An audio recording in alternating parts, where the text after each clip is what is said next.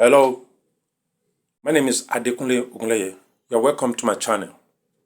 Today, I want to continue my discussion for part 2 of leadership, compassionate leadership. And today, I'll be focusing on how we can lead with compassion and kindness. And so I want to be practical in my approach. But before then, one of the things I want to explain is that being kind and compassionate, we have to be very careful when we are showing compassion and kindness to people. We have to evaluate, we have to make sure that these people really need help. We have to act with compassion. We also have to make sure that we are not putting ourselves in vulnerable situations that can jeopardize our vulnerability. We have to also ensure that the people we are actually showing compassion and kindness to are people who really need it and who we have evaluated so that we will not be taken for granted. We have to be wise, watchful, and smart when we are showing compassion and kindness. And I am talking from a personal experience because I have shown compassion and kindness to some people and those people have ended up being spiteful to the level of even taking one for granted. So please, as you show compassion and kindness, which is very important, you also have to ensure that you are not in a vulnerable situation. Let me go into my discussion in details.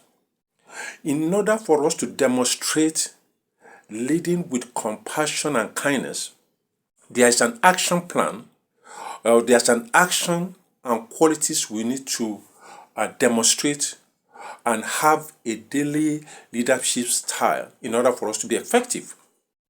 1. Self-leadership. We must embrace kindness and compassion. And what are the actions we need to take? We need to develop emotional intelligence. We need to prioritize self-care and mental well-being. We need to cultivate growth mindset. I take the first one.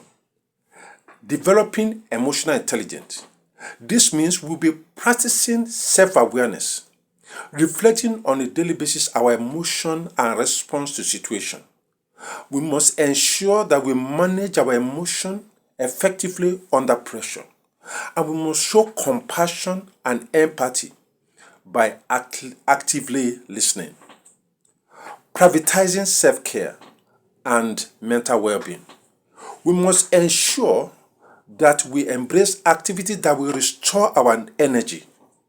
We must practice habits like exercise, mindfulness, meditation, reflection. We must set boundaries to protect our mental health and our emotional health. As I've said earlier on, we must have a mentor and have a network of group of people that we are accountable to for personal growth. Cultivating a growth mindset. We must learn from our setback and challenges and get feedback but not have a fear of failure. We must seek feedback to improve our leadership style. We must read books, listen to leaders, be inspired by kindness in leadership. And so that is the first area that I want us to look into. In order for us to lead, to be a leader as a compassionate leader, number one, we need to be an active, good listener. We need to lead by example. We need to empower others. We need to practice a servant leadership attitude. I'll take them one by one. We must be an active listener. What does that mean? Practicing deep listening without assumption or misunderstanding of people. We must acknowledge people's feeling and vulnerability and evaluate and share our experience. Leading by example, we must be good role model in our behavior and conduct to others. We must speak respectfully with kindness, even when handling difficult situations. Empowering others. We must provide opportunity for growth within our team and our community and our place of work. We must encourage, uplift others who does not have a voice. Also, showing example is being advocate for fairness and inclusion. Finally, we must practice servant leadership. What does that mean? Shifting from what I can get to how I can serve. Supporting others by achieving goals like volunteering, being there for others. We must also show humility. We must be humble and recognize our positive contribution to others. 3. Community engagement. Building social impact. 1. We must engage in mentorship or support young people. We must promote social injustice and equity. We must give back to our community and use our platform for a positive change. Now, go into details one by one. How can I engage my community as a compassionate leader? 1. Engaging in mentorship and supporting young people and others. Have young people to mentor individually and also encourage them, support them as they go through phase of life or challenges of life. Share your knowledge, experience to uplift others. And this is what I'm doing. Promote social justice for equity. Be a voice for fairness in the workplace and in our community. We must also challenge discrimination and also resolve issues with a kind and firm resolution when we are faced with challenges. Giving back to the community. We must volunteer, take initiative to support the marginalized in our community, like the homeless. We must organize or participate in events to promote unity and inclusion. We must use our platform to speak up about issues that affect our community, create content initiative that inspire kindness and compassion in our community. 4. Professionalism and personal development. In order for us to be a leader, a compassionate leader, we must embrace professionalism and personal development. How can we achieve this?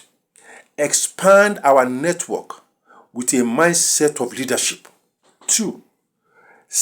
Instill education on leadership and compassionate practice. 3.